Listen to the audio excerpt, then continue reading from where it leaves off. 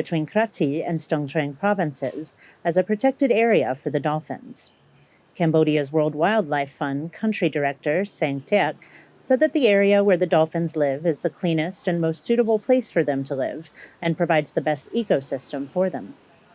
ខ្ញុំយល់ថាជាជំហានដំបូងគឺបញ្ហាការបំផុសប្រជាពលរដ្ឋឲ្យយល់ដឹងអំពីសារៈសំខាន់សារៈប្រយោជន៍របស់សត្វដែលកម្រក្នុងលោកនេះcũngជាចំណុចសំខាន់តម្រូវឲ្យប្រជាពលរដ្ឋជាពិសេសអ្នកដែលនេសាទប្រើប្រាស់ឧបករណ៍ដែលខុសច្បាប់នឹងឲ្យយល់អំពីសារៈសំខាន់របស់វាជាមុនដើម្បីគាត់ចូលរួមក្នុងការគ្រប់គ្រងគេហៅថា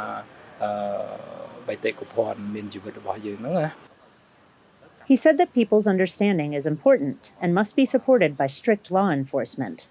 Large nets and electroshock devices pose the largest risk to the river dolphins, killing 33 individuals from 2020 to 2023, with most of them being caught in nets.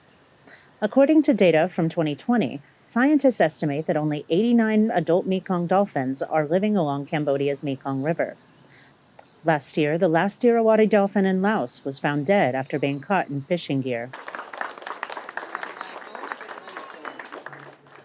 Singer Mia Soksopia expressed support for the conservation of dolphins in Cambodia, calling on people to participate in the promotion and conservation of the critically endangered species. យើងក៏ជាធម្មជាតិដែរនៃធម្មជាតិផ្នែកមួយនៃធម្មជាតិដែរមនុស្សអញ្ចឹងយើងត្រូវតែបំពេញឲ្យគ្នាទៅវិញក៏ប៉ុន្តែយកកុំភ្លេចយើងអភិរក្សនិងបង្កើតពួកគាត់ឲ្យគាត់មានកូនមានអីបន្តដើម្បីជាជីវិតរបស់គាត់តកូនតចៅយើងក៏ចង់មានប្រទេសយើងកូនយើងចៅយើងគ្នាក៏ចង់មានដែររួមធ្វើអំពើល្អចាអ្វីដែលមិនប៉ះពាល់ដល់ជីវិតគេប៉ះពាល់ដល់ជីវិតគេយើងក៏បីកុំធ្វើអីព្រោះអីគ្នាក៏មានគ្រួសារដូចតែយើងដែរទេចា In 2022, an unprecedented 11 dolphins were found dead in Cambodia's rivers, over 10% of the population. This year, 4 have been found dead, 3 of which were caught in fishing nets. The minister counts the declining number of deaths as a success for conservation. He asked the people to work together to take care of the dolphins' habitat and to use legal fishing methods. មានការយល់ដឹងច្រើនហើយការខិតខំប្រឹងប្រែងរបស់យើងជាមួយនឹងអង្គការដៃគូcủaយើងខិតខំច្រើនជាមួយនឹងស្ថាប័នផ្សេងៗជាដៃគូcủaយើងធ្វើបានច្រើនអញ្ចឹងបានឃើញលទ្ធផលនៅក្នុងឆ្នាំនេះហើយសង្ឃឹមថាឆ្នាំក្រោយបន្តទៀតលទ្ធផលនេះនឹងនៅតែល្អហើយកើនផ្សោតយើងបន្តទៀតជានិរន្តរភាពសម្រាប់កូនចៅយើងចំនួនក្រោយបានខ្ញុំមានប៉ុណ្ណេះ The Mekong River dolphin is one of only 6 species of freshwater dolphins on the planet. The dolphin is on the red list of endangered species by the International Union for Conservation of Nature. Currently, Irrawaddy dolphins are present in South and Southeast Asia in 3 river systems, the Mekong River in Cambodia, the Irrawaddy River in Myanmar, and the Mahakam River in Indonesia. Kristen Winters, EAC News. Watching EAC News, thank you for joining us. The largest Cambodian and Russian state-owned news agencies are teaming up to fight fake news by expanding their information exchange to provide a mutual news source for both countries.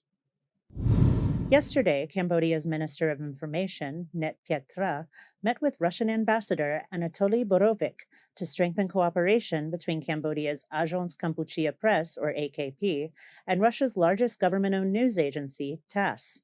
The two signed a joint memorandum of understanding between their respective state-owned news outlets to enhance partnership by including broader information exchange as a mutual official news source for the two countries. The two also share the same understanding of the importance of fighting against fake news and misinformation.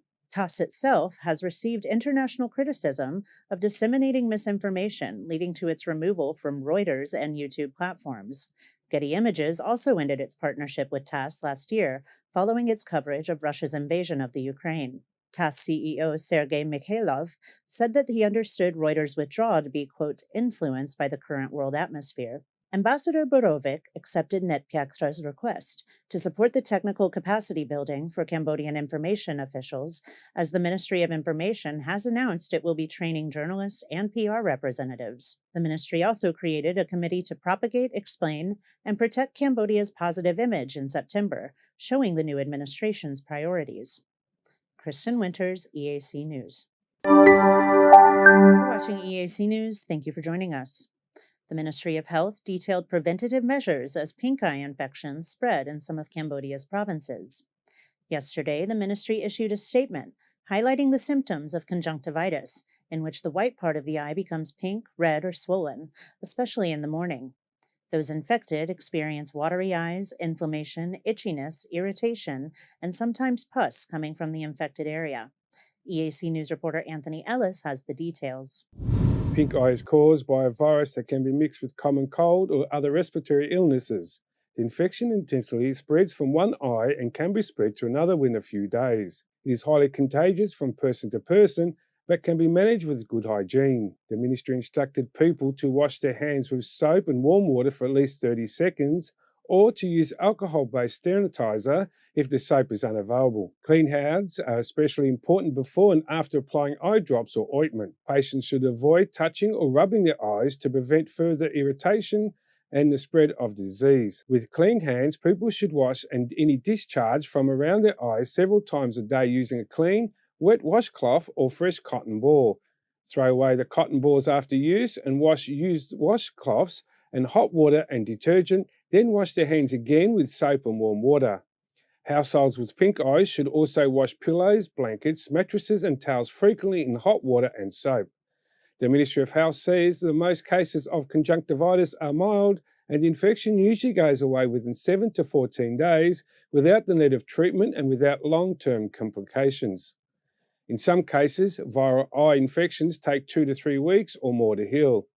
Doctors may prescribe antibiotics such as eye drops or ointments to reduce the duration of the infection and the risk of spreading to others. For more information, citizens can contact the Ministry of Health hotline number 115 for free, contacting the Ministry directly. Anthony Ellis, EAC News. You're watching EAC News. Thank you for joining us. While attending the Third Belt and Road Forum in Beijing this week, Cambodian Prime Minister Hun Manet delivered a keynote address at the high-level forum on digital economy entitled Digital Economy as a New Source of Growth, where he encouraged public and private sectors to collaborate towards building the worldwide digital economy. In yesterday's speech, the Prime Minister congratulated China and all Belt and Road Initiative, or BRI, participants in the prosperity gained through the program over the last 10 years. He noted that digital technology has been rapidly developing, resulting in greater economic and social connectivity. According to the World Economic Forum, the global digital economy was valued at $14.5 trillion in 2021 and is expected to reach $20.8 trillion by 2025. Proving a tempting market for countries with young and tech-savvy working populations. The Prime Minister summarized certain needs to harness the full potential of the digital economy, including policy and regulation development, enabling infrastructure, supporting innovation, and promoting digital literacy.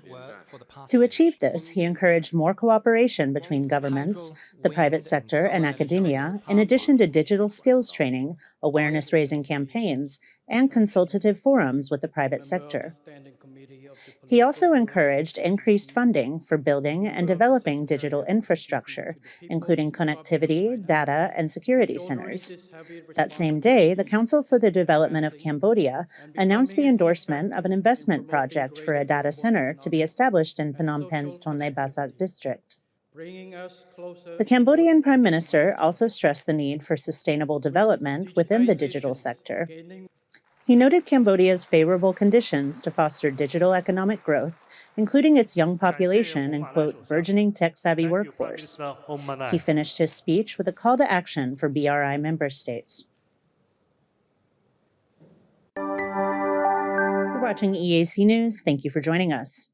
President Thongloun Sisoulith of Laos is ready to build Cambodia-Laos relations with the new administration led by Prime Minister Hun Manet. EAC News reporter Anthony Ellis has the details.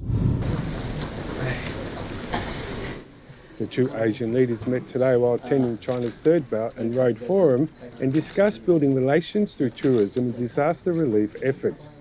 President Thongloun Sisoulith was pleased to meet with Cambodian Prime Minister and congratulated him on the new position. The Prime Minister was grateful for the opportunity to meet the Laotian counterpart and praised the progress of the cooperation in all the fields between the two countries. He expressed his support for the continued implementation of the joint trilateral exercise on disaster relief Cambodia, Laos, Vietnam, as organised in September 2022, and mentioned a number of matters related to promoting tourism through the three countries, one designation, intensive and connecting the capital cities with direct flights. The leaders praised the achievements of the comprehensive and long-term strategic partnership established in 2019 and agreed to continue to strengthen and expand cooperation in a number of areas, including national defence, education, energy and trilateral tourism cooperation. The President of Laos invited Prime Minister Hun Manet to pay an official visit in Laos in the near future, which was generously accepted. Anthony Ellis, EAC News. You're watching EAC News. Thank you for joining us. The Chinese and Cambodian prime ministers agreed to designate 2024 as the year of people-to-people exchanges in order to promote tourism and inter-country connectivity. The pledge was made during a meeting between Chinese Prime Minister Li Qiang and Cambodian Prime Minister Hun Manet on the sidelines of the Third Belt and Road Forum in Beijing yesterday. Li Qiang welcomed the presence of Prime Minister Hun Manet and his delegation for the second time this year in China, the year of the 65th anniversary of official Cambodia-China diplomatic ties. The Chinese Prime Minister highlighted the achievements of good cooperation between the two countries on various projects, especially the official opening of the new international airport in Siem Reap on October 16th, as well as the signing of multiple memorandums of understanding related to a number of projects within the framework of the Belt and Road Initiative. In response, Hun Manet thanked the Chinese Communist Party and its government for the warm welcome and was pleased to meet with Li Qiang for the fourth time in the past few months. He also thanked the Chinese government for arranging the recent health visit for Cambodia's King and Queen Mother. He also congratulated China of the success of hosting the 19th Asian Games and expressed his condolences over the loss of 4 Chinese citizens, with 2 missing in Israel. Regarding the progress of bilateral cooperation between Cambodia and China, the Prime Minister expressed his satisfaction with the achievement of the signing of 8 memorandums of understanding, which will help further strengthen cooperation between the two countries. The two leaders also discussed the direction of cooperation in other areas, including investment, agriculture, trade, education, sports, defense, health, and the construction of physical infrastructure within the framework of the Belt and Road Initiative. Kristen Winters, EAC News. You're watching EAC News. Thank you for joining us. Cambodian vendors will now be able to use China's largest online shopping retailer to sell their products. Yesterday, Alibaba signed a memorandum of understanding with the Cambodian Ministry of Commerce to bring Cambodian products to its website for sale in China and ASEAN markets.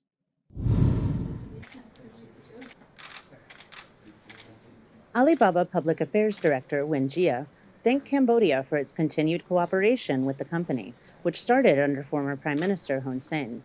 She pointed out that the company also provides a digital platform for Chinese citizens to apply for Cambodian visas, which has seen a significant increase in interest and applications. Prime Minister Hun Manet welcomed the Alibaba partnership and is hopeful about the potential it will bring to Cambodian retailers. He is optimistic that Cambodian entrepreneurs will use the opportunity to take advantage of the international market.